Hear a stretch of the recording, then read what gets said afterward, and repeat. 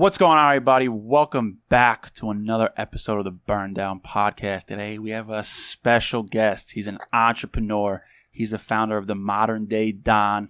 He's, of course, a cigar lover. That's Jason Elias Gonzalez, a.k.a. Machi? Machi. Machi. Right. What's going on, brother? Welcome to the Burn Down. How's it going? Thank you for having me, my friend. Thank you very much for having me. It's an honor. I have a lot of respect for what you men do, and I think we share a similar hobby when it comes to these. So it's an absolute pleasure to be here. And we have to thank the Vision Lab podcast for putting this in connection with you, because they reached out to me and they said, "Hey, we're getting a guest on. We think he'd be a phenomenal guest for what you guys do." And lo and behold, New Yorkers were consistent and disciplined, and I followed through. We got Jason on the podcast. Absolutely, and we I have to admit, you guys got on it right away, and it was great that we were able to connect. I'm down in Dallas, Texas, but you mentioned a New Yorker, born and raised and bred, and I think we kind of go at a certain pace that we're used to, a certain urgency behind everything we do. I think we always make things happen when we need to. Were you born and raised in Brooklyn, right? And went to school in Staten Island, if I remember? That's right. So born and raised in Brooklyn. High school in Staten Island, and upstate New York for college, and then back down to Astoria, Queens, and a few different areas there, but all around New York for the majority of my life before moving to D.C. for a few years. You give off, the New York, the New York ensemble. When I look at you, I think this guy's from New York, not Dallas, Texas. I mean, aside from perhaps the hat, but no doubt. But even the hat, with the suit and everything, and again, the modern day Don, you're looking like a Don, dressed like a Don, so the hat can kind of go with that whole ensemble. But so you mentioned you went upstate for school. Where did you go to school? University at Albany, SUNY Albany. Oh, okay. Because I was upstate in upstate New York. I went to Rochester. I went to RIT. So when you said upstate, I was like, I wonder if he's in my old stomping grounds. I visited Albany a few times. Good area. Big time party school. I'm sure you know that very well. It was a big party school when I was there, completely. And, good people. And for those of us that grew up in New York, we know there are a lot of New Yorkers that went to school up there. So it ended up just being, where in the city are you from, or where in New York are you from versus where are you from, right? Yep. So, and that's a beautiful area up there too, right? Like, people don't know that. Albany is pretty much right in the middle of the Catskills, and it's the city that's in the Catskills. But if you branch out from Albany, you're in the mountains, and you have the lakes like Saratoga Lake, and you have so it's a beautiful, beautiful area up there. Today's episode is brought to you by our sponsor, Flying Cigar Company. Visit flyingcigars.com for all your cigar needs, including our cigar, The Blueprint. Flying Cigar Company has been a valued partner of the Burn Down Podcast since we first launched The Blueprint back in July of 2022. Not only are they the exclusive online retailer for our cigar, but they have a great selection of sampler packs, accessories, and humidors. And one of our favorite things about working with Flying Cigar Company is a portion of each sale will go to a veteran organization, so you're representing a good cause. So visit flyingcigars.com and get your blueprints today. Yeah, beautiful Hudson Valley that's there. And, I think just like you said before, there's a certain way that those of us from the East maybe carry ourselves. So that's a huge compliment. And adding a little bit of a Stetson to it. And I do have some cowboy boots on that you guys will see when you come visit. Yes, sir. There's a certain amount of enjoyment and assimilation that I enjoy personally with what Texas is, the state that it is. I have a lot of respect for the state of Texas. I've met some incredible people here. I've been welcomed with open arms. I've been given a lot of opportunities since I've been here. So it would behoove me to not appreciate also, where I am today, and the generosity the Texans have given me. I always joke around and say, look, I'm just an immigrant. I'm an immigrant to the state of Texas. So, hands up, let me know what paperwork you want me to fill out. It does have to do with two-way. So with concealed carry and whatnot, I see that as being your green card out here in Texas. Oh yeah. No doubt. I mean, I have a very high level of respect for Texas as well. My wife is from Texas. She's from Austin, from the outskirts of Austin, Texas. So I go down there quite frequently, and I love the state of Texas. It's fantastic. I love everything about Texas. I love the people in Texas. It's the best. It is a great state. Now we have. Well, look forward to you getting down here. Oh yeah, I've yet to come to Dallas. Because obviously when we go down to the Austin area. There's a lot of family and friends down there. But I have been to. I have a friend that's in Dallas. I have another friend now, Jason, that's in Dallas.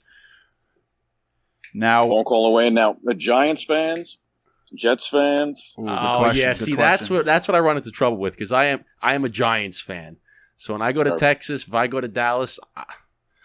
And unfortunately, I bleed green, so no one really spats an eye when I go down to Texas and they say, "You're a Jet fan? All right, you must be a Yankee fan then." And I go, "Yeah," and they go, "Okay."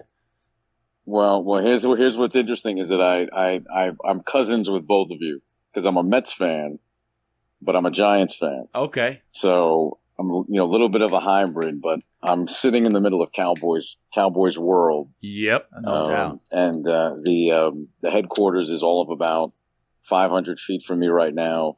The practice, the team is in town for practice.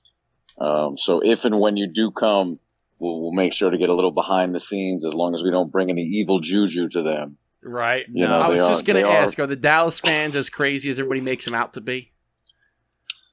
They've been nothing but welcoming to me.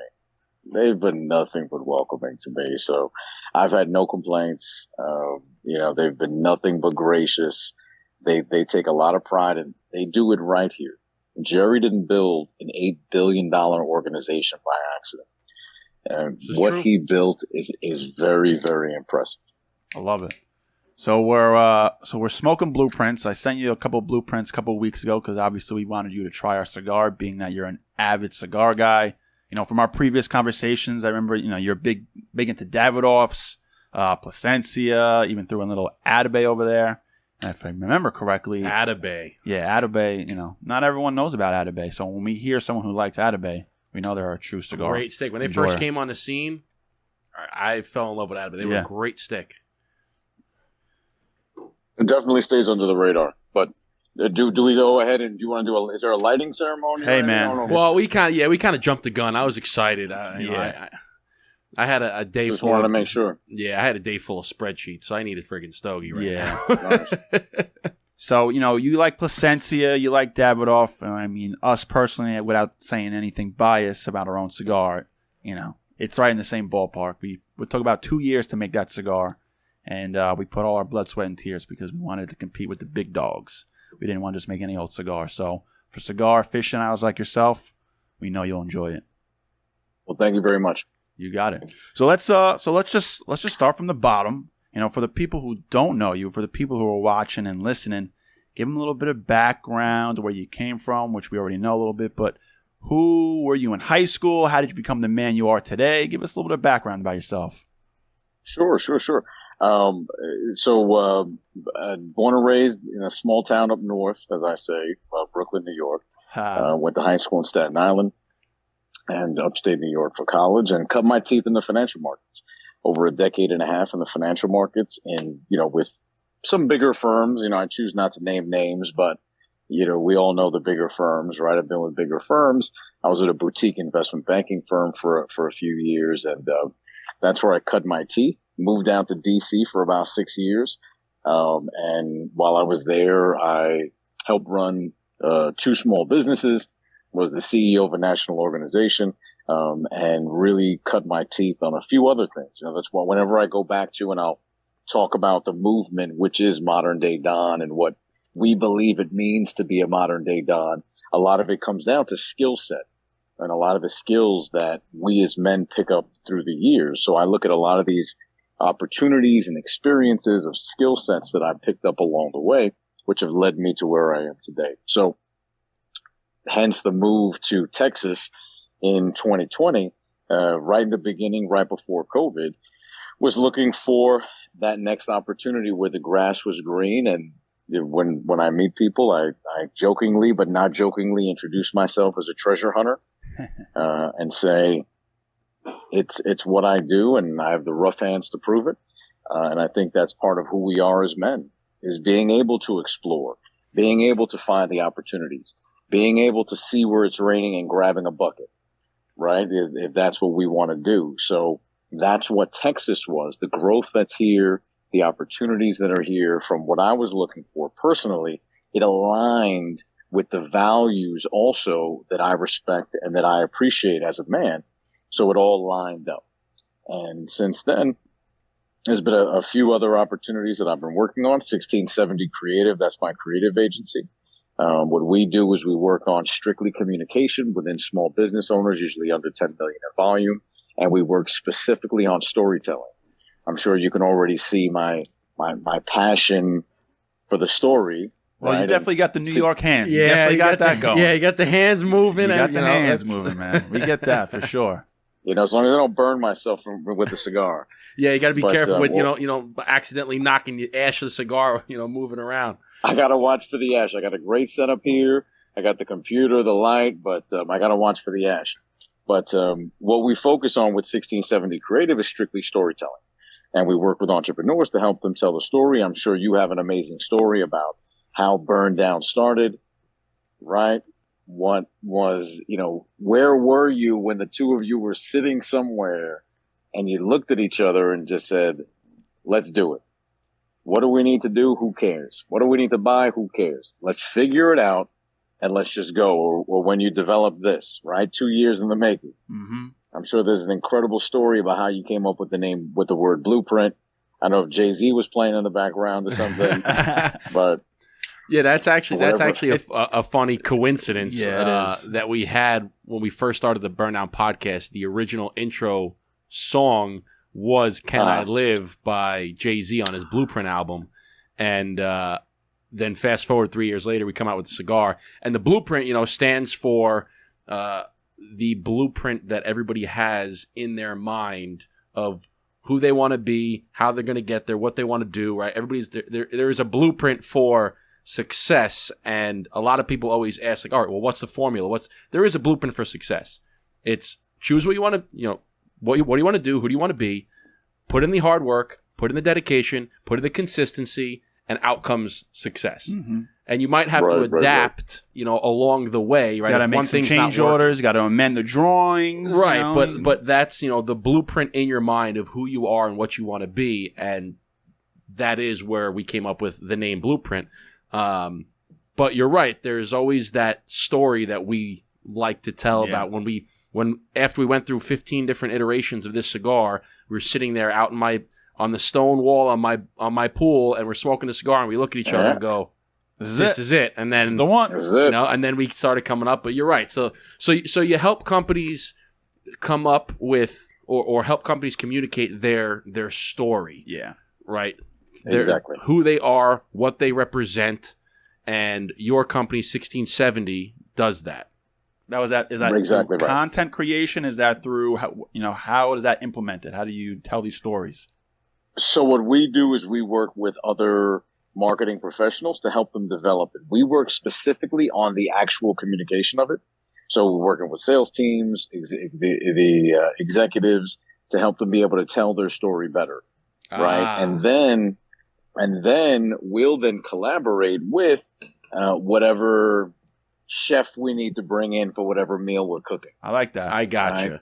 Sure. You kind of collect all the data. You get all the ingredients through everything you want, and then you go to the quote-unquote the chef or the marketer or the marketing agent and say, hey, this is what we got. This is what you need to make. Bada bing, bada boom. Here's the story. And to go along the same lines of that, you have the ingredients and you're making a meal. You help them tweak it. Okay, add a little bit more salt. Take a little bit of the pepper out. Add, right? So you're tweaking that story to make it much more meaningful and impactful when they go and tell it. 1,000%, right? Because we, what's the story behind your first cigar, right? How do the two of you bond over cigars? But how do we develop that into a single story that can also resonate with people to make them want to buy your product? And that buying could be attention. The way a person buys your product is via attention. They're buying this product, which is this conversation. They're paying with their attention, right? That's why they say pay attention, right? That's how I see it. You know what? I never thought of it like that. That's a good way to put it. I never thought of it like that. All right, ladies and gentlemen, thank you, Jason. We'll talk to you next time. That's a great way to put it. You pay attention because you're paying your attention to... You know what? It's just like any other phrase or word. I never thought of it like that. So, okay, so you have, 1670, but then you also have the modern day Don. Now, Tell us about how that started. Did that start as a result of 1670? Was it before 1670? Because it's from our previous conversations, it sounds like what society needs for upcoming men. Yes. There's a lot of things being put on men right now, where it's not okay to be a man. It's not okay to be masculine. Suicide rate with men is higher than anybody else or anything else. And, everyone pretends to care, but there's a lot of things going on with men that get quite overlooked. And it's kind of society's raising a bunch of pansies. Yeah. So I'm really intrigued to hear how this started, the whole story about it. So Which is probably why you moved to Texas, too, because Texas is... Texas is not like that. It's part of it, right? And it's understanding that, where you are, the culture that you grow up in it has an influence on you. If we want to keep it extremely simple and say nature, nurture, it is what it is, right? The communities that nurtured us, whether our parents, which I believe parents should have the most influence, and then the secondary influence should be the community. But I think what's happening now is that the community is taking a lot of the influence away from the parents. And I think it's because the parents have given away that responsibility. There's a line that I use where I say there's responsibility, which leads to influence, which leads to authority. If a parent gives away the responsibility of teaching values to their child, the influence then goes to who then takes that responsibility, maybe school system, maybe an iPad, maybe a Netflix. Then they become the authority and not the parent. 100%. Because they've taken the responsibility. So I like to think of things in a very linear way when I communicate, so that way it just makes sense. Can you say that again? You said it goes from responsibility to influence to authority. Correct. So if you look at it from that perspective, what responsibility must you take? If you want to take the responsibility of providing for your family and not having a job, that's a lot of responsibility, because you want the authority to say, I don't need to ask for PTO. Okay? You want that authority, so therefore you have to take the responsibility, leading to the influence, which then leads to the authority. So responsibility, influence, authority. And if we look at it from a parenting perspective, there are a lot of parents that have outsourced that responsibility, which then leads to influence on and given to whom has taken or what has taken that responsibility, which then leads to authority, because as all of us are, we would give authority to whom has responsibility over us and has provided for us in some way. Does that make sense? Yes. 100%. And I think one of the biggest things that I see now, and you had mentioned it, is the iPad or technology, right? And as a parent, and I am not a parent yet, and neither is Eric. As far as I don't know. Exactly. However, as a parent, what I believe is it's your responsibility to raise your child. You brought a child into the world. It was your decision to bring a child into this world. So now it is your responsibility to provide, to protect, to nurture, to influence, to instill values and character into your child.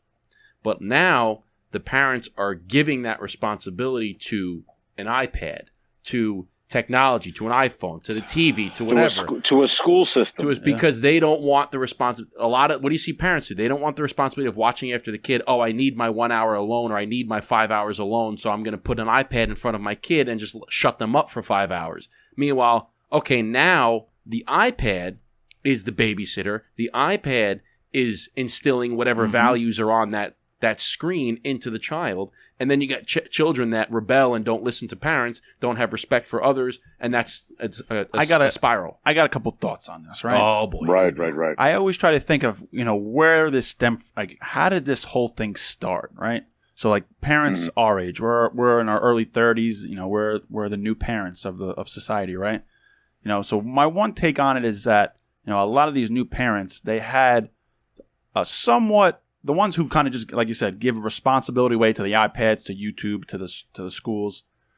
Growing up, it seems like they kind of had a cozy, like nonchalant life. Not saying everybody, but not where there was a lot of responsibilities or hardships or things where they had to say, I have to figure this out myself.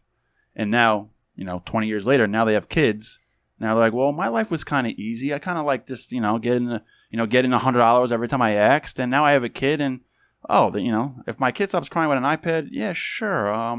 That sounds easy enough. I can not worry about that. They take the easy way out. That's where I kind of think a lot of these parents now develop this mentality of just like, let somebody else, do it. Because I can't stand when you go to a restaurant and it's all the parents and then it's kids in high chairs with iPads, directly in front of them. I know. When I was a young kid and I was acting out in the restaurant, my parents said, if you don't stop, I'm going to get the man out of the back. He's going to yell at you. And I was like, oh, shit, I better act up. I get my act straight because if I don't want to get the man to, and you didn't even know who the man was. That was the funny point. Right.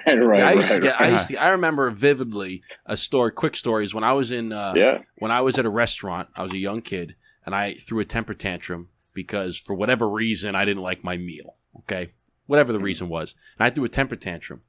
My mother, I grew up in a German household. My mother dragged me out of the restaurant by my ear. Mm-hmm. I thought she damn near ripped my ear off. She took me out front. She yelled at me in German, basically saying, if you don't knock it off, I'll give you something to cry about. We went back in. I didn't say a word for the rest of the... And then in return, now we grow up and we have discipline. We have, we understand our surroundings. We know how to act accordingly, in public. You develop a level of respect. And I think that's what's lacking in children now.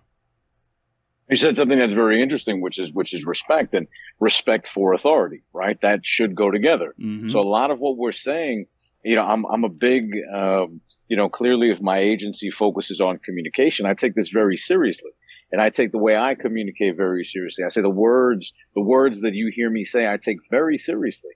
And I hope that you feel that in any conversation we have. And with that, with respecting authority comes with the authority that your mother earned because she had taken the responsibility from day one and didn't outsource it.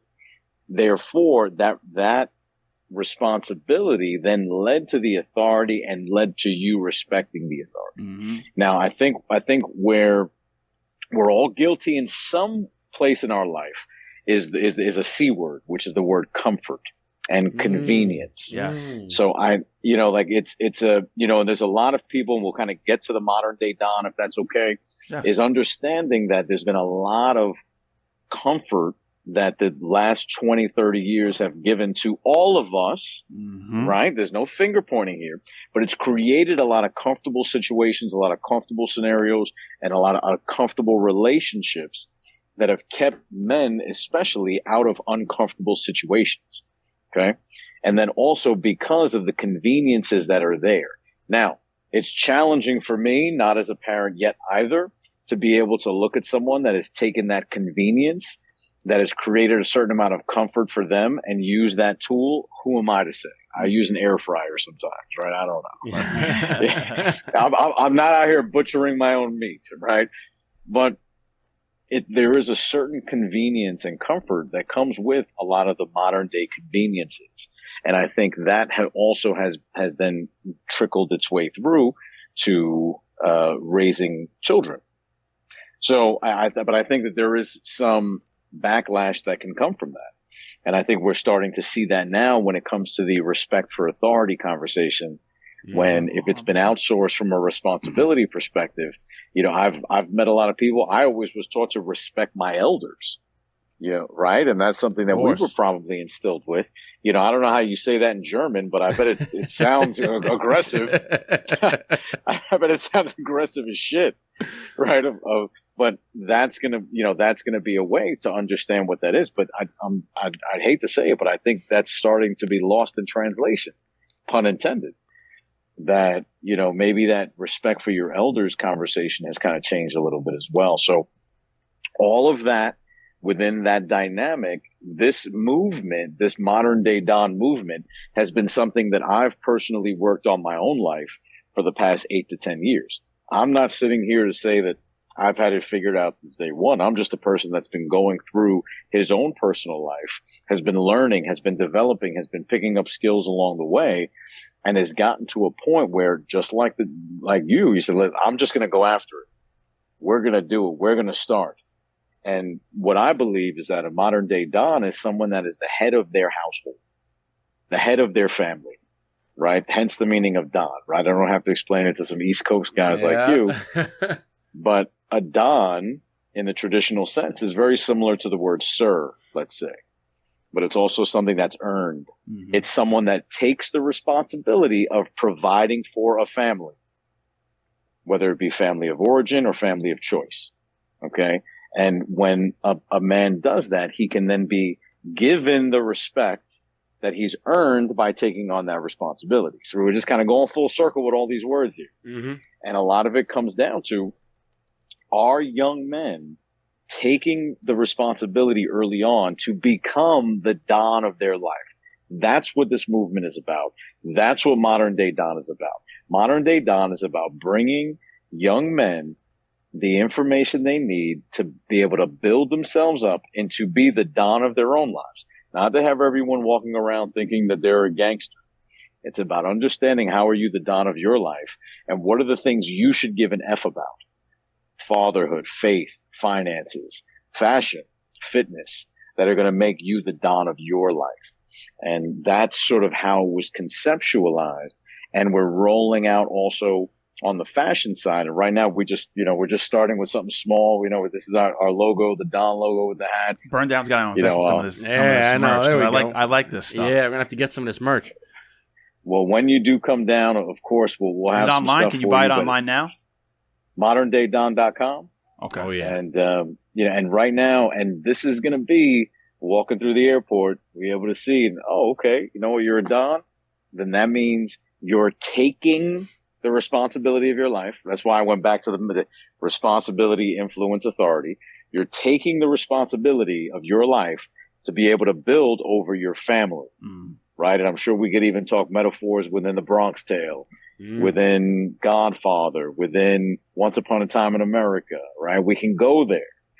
But there's a lot of messages in there that really are who men are at their core.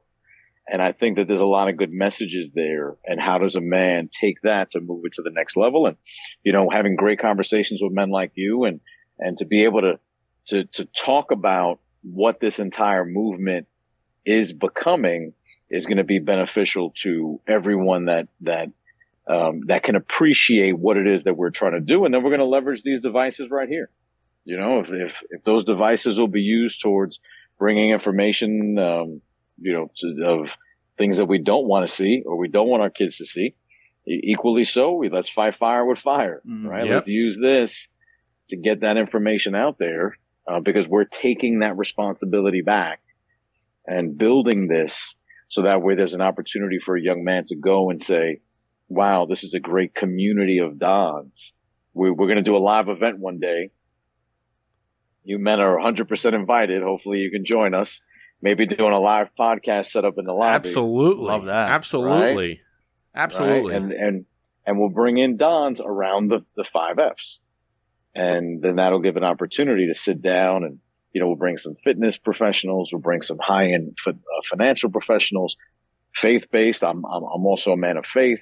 We'll bring in, faith professionals, as I say, and really bring men in general, not just young men in general, so that they can, because we all need a help in multiple F's at once, and me included. And then from there we can really make a difference in the world around us, and that's when you make an impact.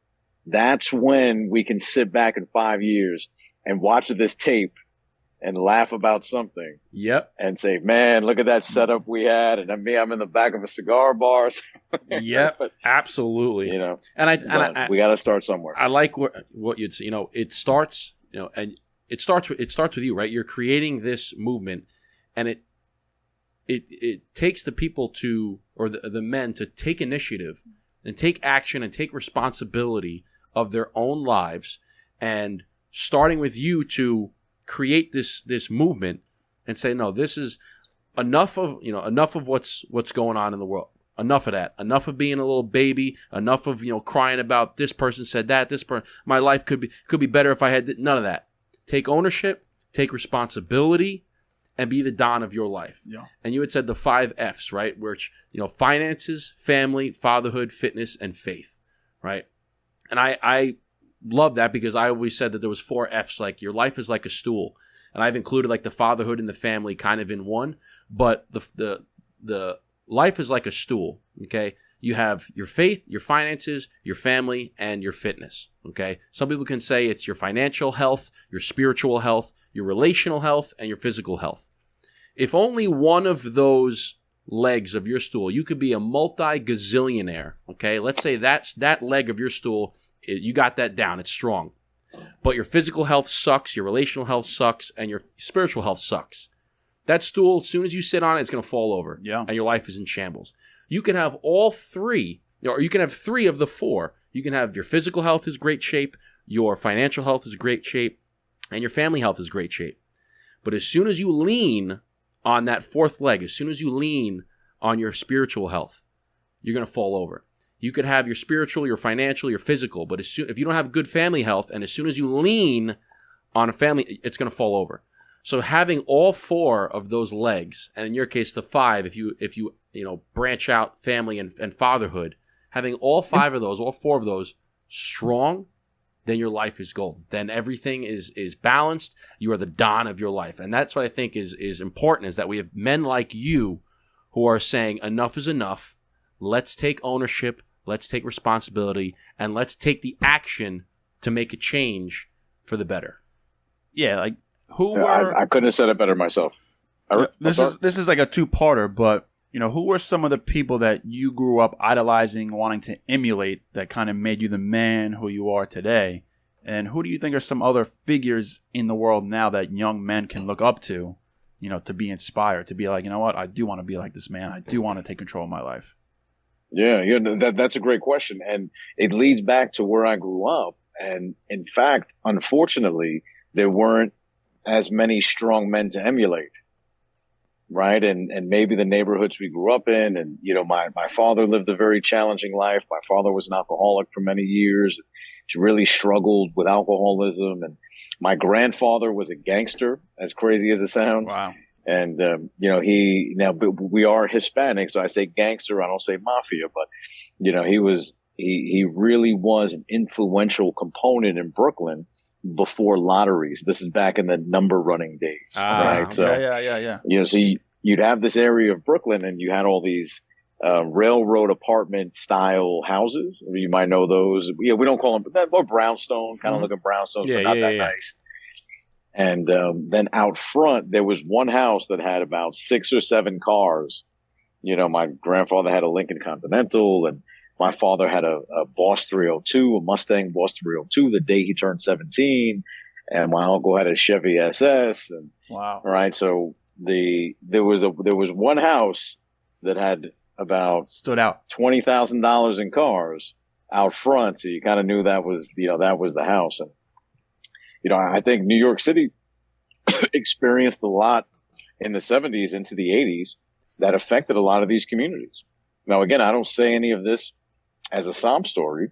I share this to say that I think there are challenges in a lot of these communities. And I think the challenge is the epidemic of not having strong men.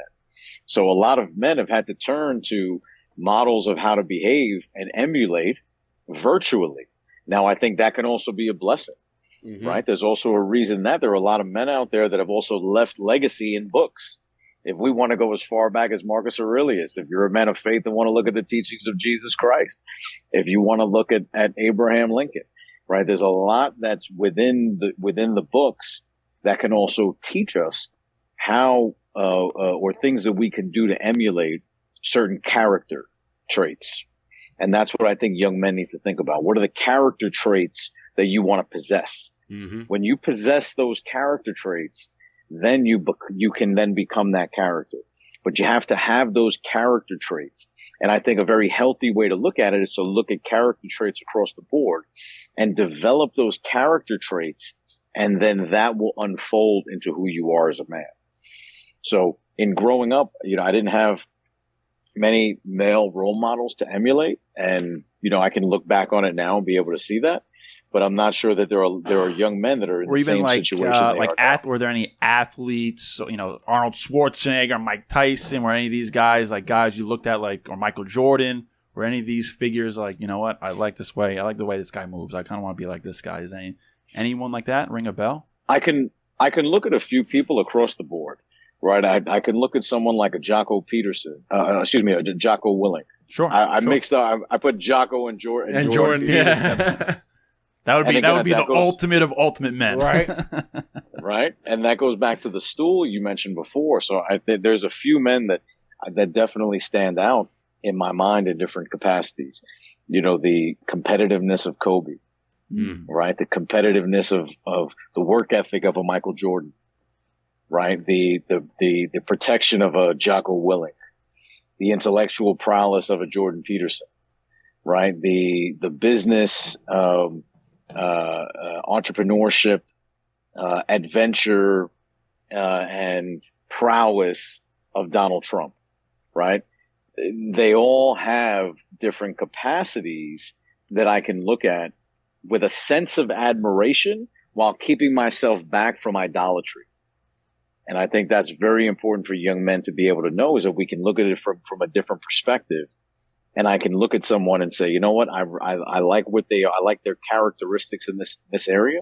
And those are just a few. Mm-hmm. And even if you do look at athletes, there is something about their work ethic that is admirable for them to reach the highest level that sometimes we don't think about. Mm-hmm. So when I think of a Kobe, when I think of a Jordan that have put in that much work to get to where they are, Tom Brady, Derek Jeter played the game right.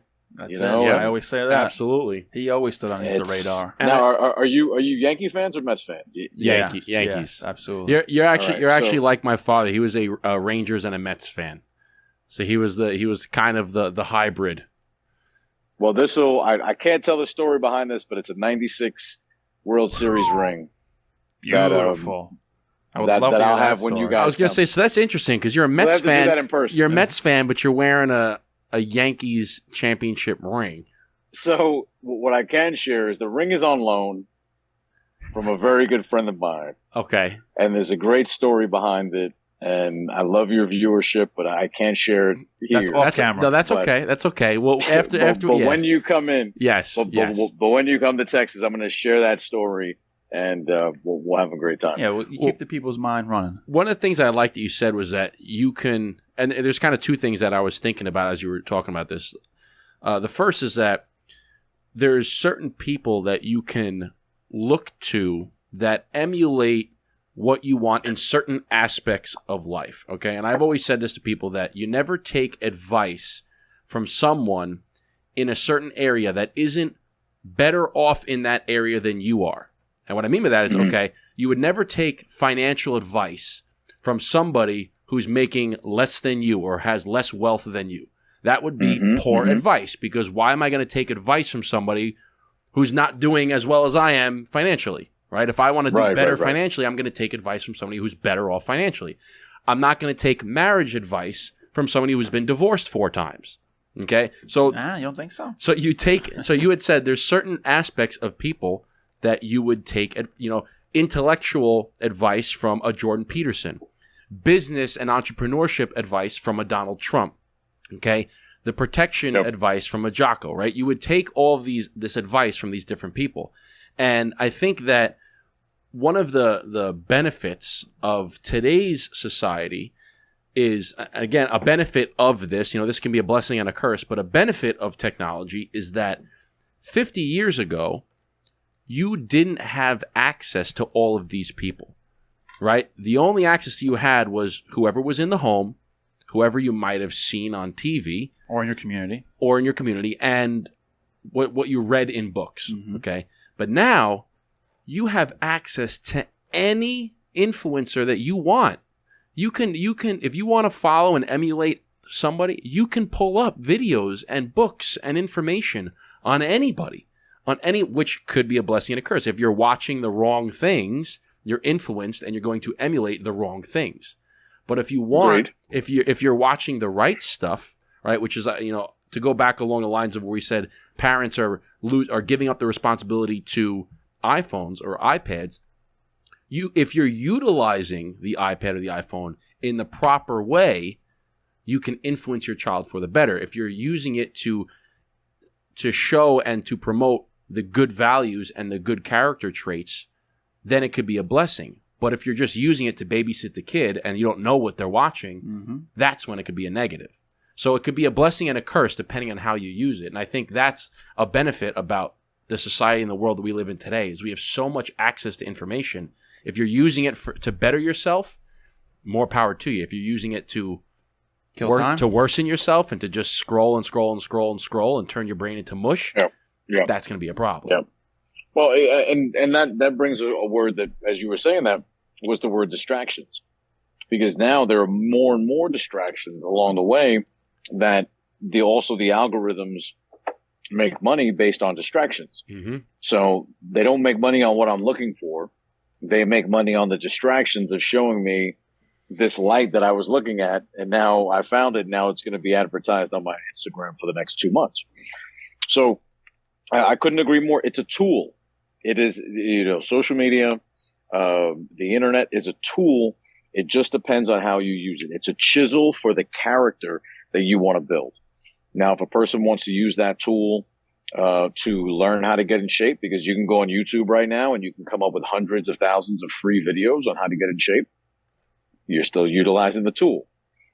Or you could utilize the tool to not learn how to cook, not learn how to take care of yourself, and just order Uber Eats and DoorDash.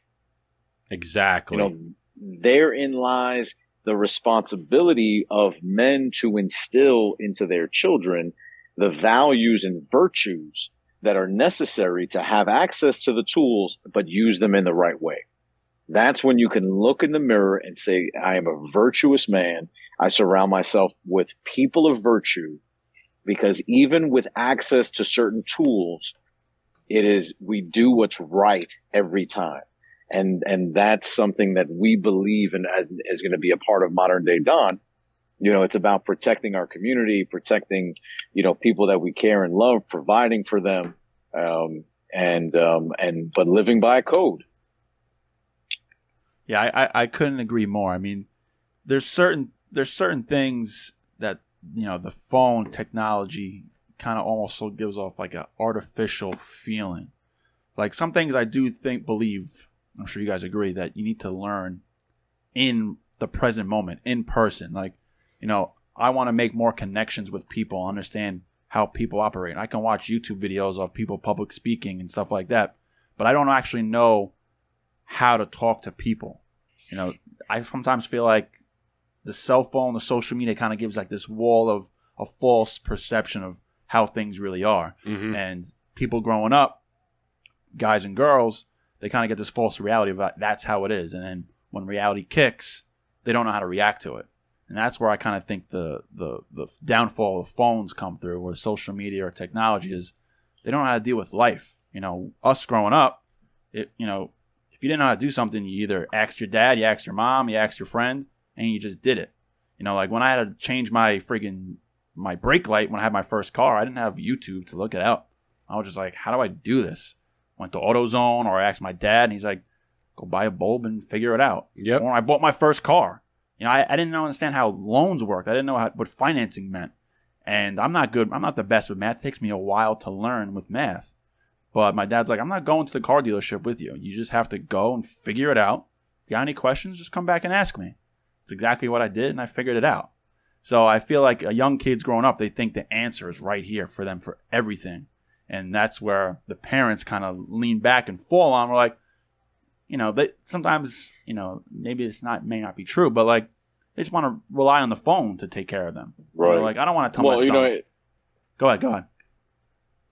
Well, it's interesting is that it goes back to maybe something we spoke about before, which was another C word, which was convenience, right? And because the world has become, better, but in fact it's become easier in certain aspects and things have become more convenient.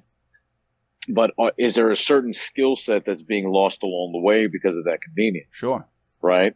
Maybe, there's a generation now that didn't grow up having never had access to spell check. I didn't.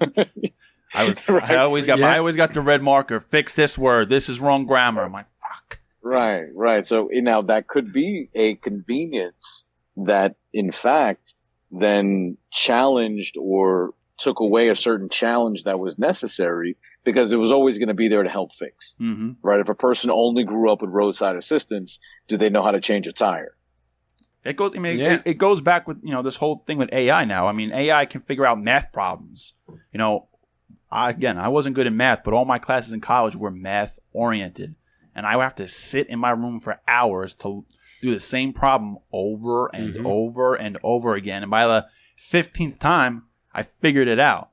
And obviously, I'm better for it. But with AI, you can just say, "What is the square root of blah blah blah blah blah," and divide it by blah blah blah, and what is the answer? And then it's like dumbing down our society instead of.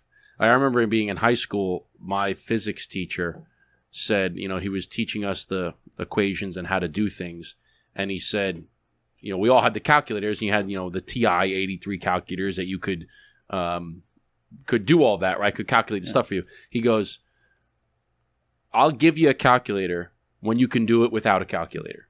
Exactly. He's like, you learn how to do it, right? He didn't give any numbers. It was all freaking letters and symbols. He goes, you learn how to do it, then I will give you the calculator and then you can do it. All right. But I think one of the things, to go back off of comfort, right? There's something I saw recently about growth comes from uncomfortability, right? Growth comes from being uncomfortable. Yeah. And he did an analogy. He said, do you want to know how a lobster grows? He said, a lobster grows by, it's got its shell, okay? And it's growing inside of its shell. He says, and then it gets to a point where the shell is preventing it from growing any further, and it's really tight, and there's a lot of pressure. So then it goes underneath a rock, it sheds its shell, and it's very vulnerable, but it sheds its shell, grows another one, comes back out, continues to grow, gets to the pressure point where the shell is too small, goes back under a rock, sheds the shell, grows another, and he does this over and over again. It says, but do you think that it's uncomfortable for the lobster when the shell is too tight? It goes, 100%. It's uncomfortable. Yep. Do you think it's uncomfortable for the lobster to shed its shell and now it's completely bare and vulnerable? Yes, it's uncomfortable. He says, but without being uncomfortable, the lobster will never grow. Yeah. If the lobster didn't say, you know what, I'm not going to grow anymore, I'm just going to stay right here, then the lobster's never going to grow to its full potential. If it doesn't shed its shell, if it doesn't feel that pressure, if it doesn't become vulnerable, it's never going to grow to be as big as and as grand as it can be. So it says, so whenever you feel like you're in an uncomfortable situation, just be prepared that growth is coming. Mm-hmm. So it says, get comfortable with being in those uncomfortable situations. Did you ever, have you always had this mentality, or was there a certain point in your life where you had this aha moment, like, no, this is how I want things to be? Or you always had this mentality of, I got to do things, this is the way it's got to be, I'm going to take control of my life? Oh, this has only been about the last 8 or 9 years, and there was a huge revelation when my father died. When my father died, it opened up a different perspective, and it really made me be very introspective to say to myself, am I the man that I'm capable of being? Am I the Don of my own life? Have I really built my life to its capacity? And I can be completely vulnerable and say at that time, absolutely not. Absolutely not. That's one of the reasons why the modern day Don has even started, because this is my impact on the world. And, even what you were saying before, Eric, I have a lot of respect for it. You said, listen, I didn't know, or might not be my strong suit, numbers, but I had to figure it out. And I went to the car dealership, et cetera, and I have a lot of respect for that.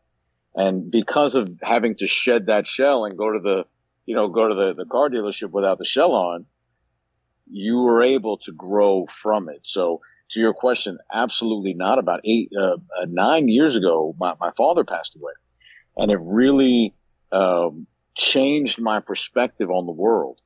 and it changed my perspective on who I was as a person. One of the reasons I moved out here to Texas was part of that masculine journey, was part of that saying, have you ever just dropped everything where you had no safety net and went out and did it? And my answer was no. And I said, saddle up, motherfucker. Pun intended. I'm going to Texas. Yeah. Saddle up, right? And that was part of my journey. I didn't put it on anyone. I didn't look back into maybe the circumstances that I had growing up. I didn't pin it on my father and his challenges. I didn't pin it on anyone.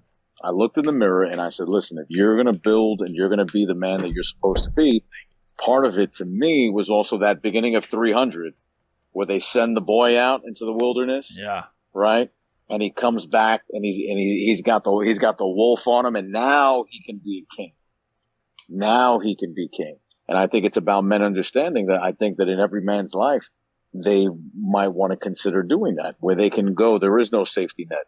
It's life or death. And that was part of me moving out here. I moved out here. I knew 2 people, and, things are going very well. I'm very blessed to be around great group of people now. I'm working on a lot of different projects, not just Modern Day Don, but there are not just 1670 Creative, a lot of other projects that I'm working on at any given time because of the people that I've surrounded myself with, because I've developed a certain skill set along the way in different places, in different areas, that I can now take that athleticism and go on to another field. And that's been my journey. So in part of what Modern Day Don aims to do is to be able to help young men in their journeys, and to be able to say, where are you in your journey? Are we creating this community of value to then say, hey, what do you need from this? Or maybe support structure also for each man to be the Don of his life. So, I have a lot of respect, for the both of you, and to be even able to share some of those stories. And we can laugh about it now, about the light bulb in the car, and right, and it's you're flipping through the owner's manual, or in the glove compartment. Got to figure it out, man. Exactly. What's an owner's manual and what's a glove compartment? Yeah. I've never seen a pair of gloves in there, right? But it helped make you the man you are today, and those experiences, those opportunities to grow, are also what are needed. And with modern conveniences, sometimes those opportunities are taken away from young men. The opportunity to hunt, the opportunity to be in those rooms to learn how to network, the opportunity to get in front of people to learn how to public speak. Those opportunities need to be there to really develop. Because just as you mentioned before, Eric, when you were talking about public speaking, you can watch videos all day about public speaking. No problem. But doing it is a completely different thing. And I think the modern day conveniences that a lot of the technology has provided for all of us, right? Not here to say that I don't have one of these in my hand 99% of the day. Mm-hmm. The 1% maybe not in the shower. It's a fact. But are we leveraging that to the capability that we want to use the tool for? Yes, 100%. And that's powerful right there. That's why these conversations, and the conversation I even had with Cuff at Vision Lab, these powerful conversations that can really get us going, and I think that's one of the reasons why he was so gracious to connect us so quick, because he's like, listen, this is a movement. This is going to be something. Absolutely. And, we're going to look back on this, and we're going to be, look at this, and look at at what we've provided. No charity. Look at the opportunities we've provided so that these young men can step up to be the Dons of their own lives, so that they can provide for their families. They can protect their families. They can, they can have the 4 legs of their own stool. Yeah, my stool, your stool. Mm-hmm. So that they can then build something from there, right? And all we can do is share stories, provide support, push opportunities, and hold accountability, right? Because that's what we need to do also. Anyone that works with me understands the word accountability is active in anything I do, right? And there's accountability, which is, again, why in you both reaching out to say, hey, is it possible to make this happen? And my first answer was, thank you. When, right? Let's get after it. It was one of the more easier, getting you on. It was, and again, it's due to your personality being from New York. It was just the urgency. New Yorkers have urgency. Wherever you are in the country, when people say you're from New York, They look at you with a different light. So I had a question for you. If you what would you give someone a word of advice for someone who's grew up in hard circumstances, doesn't really have any, model figures, kind of is always surrounded by negativity in their community and their surroundings. What would you tell a young guy or a young girl, to kind of break them out of that habit or that thought process of how they can become their own modern day Don? Twofold. Number one is to be able to leverage this tool to find those the positive influences that they want to emulate, and being able to see access to those they want to emulate, and emulate, not imitate. And it's something that we talked about on Cuff Show at the Vision Lab. It's finding whom we can emulate. And the fact is that we can leverage this to see a lot of those opportunities of who to emulate. And then from there, then it's about seeking discomfort. Yeah, I seeking agree. Discomfort. I really believe it's a point of just getting out there and making yourself vulnerable, like you said, Justin, and just putting yourself out there and just being in uncomfortable positions as many times as possible. We have a friend. He's a fellow podcast interviewee, and he helped us make his own our cigar label. But when he first started out, he was in college, but he wanted to learn more. He wanted to become more of an entrepreneur. He ended up starting his own company. But he said, I didn't know anything about cigars. I didn't really have that education. I didn't really have people around me that I can learn from. So he would just go into cigar lounges and just sit there and kind of just wait. And he knew, successful businessmen, people in finance, successful construction companies would be there. And he just would strike up conversations, and he would just acquire all this knowledge. And then one day, boom, he just started up his own company. And now it's a successful company. So, but his biggest thing was just being uncomfortable. Mm-hmm. And to add to that, and I'm going to apologize in advance to a couple of people just in case there's any background noise. But we are in a place, and they've graciously given me the space. But it reminds me of a metaphor that I sometimes tell, which is the world around us, whether it be the business community, whether it be the cigar community, it's like going to a gym. When you go to a gym, you always see guys that are in better shape than you. Okay. And I would say, and those of you guys look fit, right? And I would say out of 100 times you ask them for a spot, 98% of the time they say yes. Yeah. 100%. Right. But they're not actively going around talking to you saying, hey, listen, Justin, you need a spot? Yep. Hey, Eric, you need a spot? Yeah. No, you have to. But if you ask for a spot, I guarantee you. Yes.